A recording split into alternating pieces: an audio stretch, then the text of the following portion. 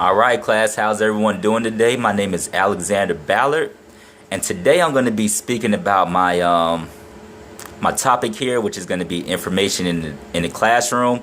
I just want to kind of break down like why it's important for technology to be implemented in the classrooms as of today. First of all, we all know that technology is expanding at a rapid pace, even more faster than it has been in the previous years here. Every time you look up, you see a new smartphone being developed or a new tablet that you just have to get your hands on.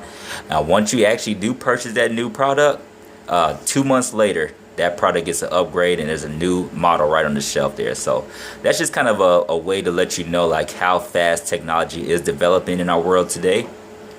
So I just want to kind of put together that developing technology and education, especially with the school systems here that we're experiencing today. If you actually kind of implement those two together, if you put technology in the classroom, what will happen is that the students in the classroom will become more engaged just because it won't be their traditional learning habits where they have the teacher in front of the classroom with 25 other students that they have to worry about. First of all, the attention span of the children it's kind of low nowadays since we have all this new technology. Most of their time is spent on either video games, social networking on their tablets, or just playing around on the devices that they have. So why not implement that into your classrooms? Basically, what that can do for you, it can keep the kids more engaged by putting these devices in their hands in the classrooms. Also, it'll allow the teachers to post or give out their instructions or assignments much quicker than it was before.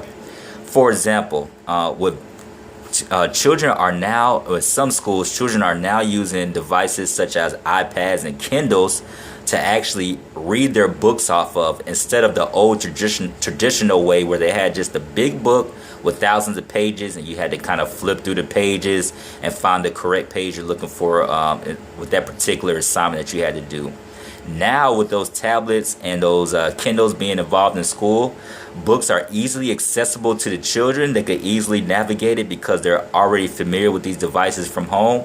And it makes it easier and much funner to learn because, like I said, it's not on a traditional book. It's actually in a device where they're actually playing with at home every day anyways. Also, I know you guys, well, mostly everybody has had a sick day where they had to call in either to work or in school.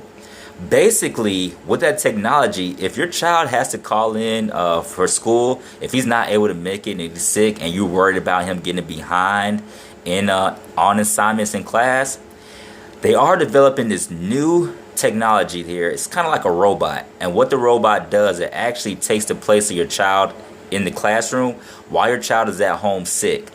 There's going to be a camera actually is right on your child while he's at home. So it's kind of like the robot. The robot also has a screen on it. So you see your child's face on that screen on the robot, but your child is actually still at home learning.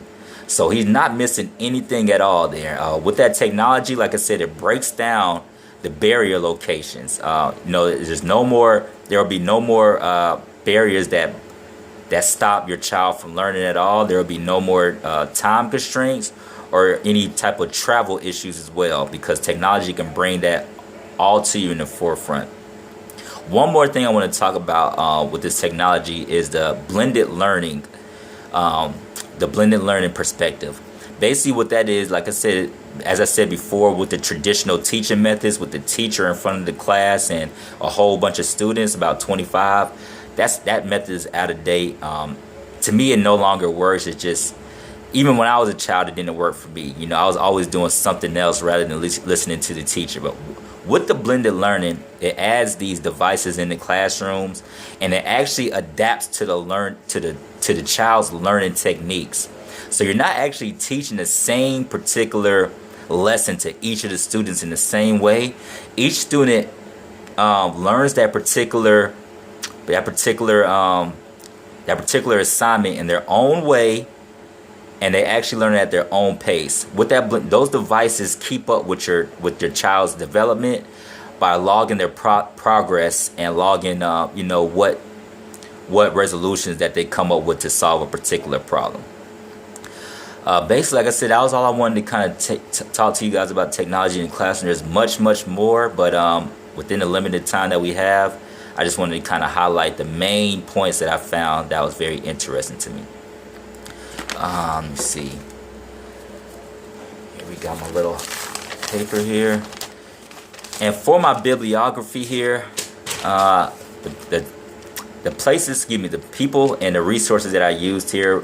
My first one was going to be Patrick Blessinger and Charles Wankel, and this is going to be increasing student engagement and retention using classroom technology, and that was actually published in 2015 of October, and I got that right from the web here. Another resource that I had was the Mirko Lucas, Supporting Friendly Atmosphere in the Classroom by Technology Implementation. That was published in 2014, and I also received that one from the web as well. My third resource was from Craig Union, Lori Union, and Tim Green, which is the use of e-readers in the classroom and at home to help third grade students improve their reading, English, and language arts standardized test scores. That was also published in 2015. And I got that one from the web as well. Let me see. I have my resource from Alyssa Shirley and Karen Irving. Connected Classroom Technology Facilitates Multiple Components of Formative Assessment Practice, which is published in 2015 as well. I have the Elizabeth Hubble, Matt Kuhn, and Howard Pilzer. They wrote the book Using Technology with Classroom Instructions That Work. That was published in 2012. And my last resource was from Doug Johnson, The Classroom Teacher's Technology Survival Guide, which was published in March 2012. All right, thank you.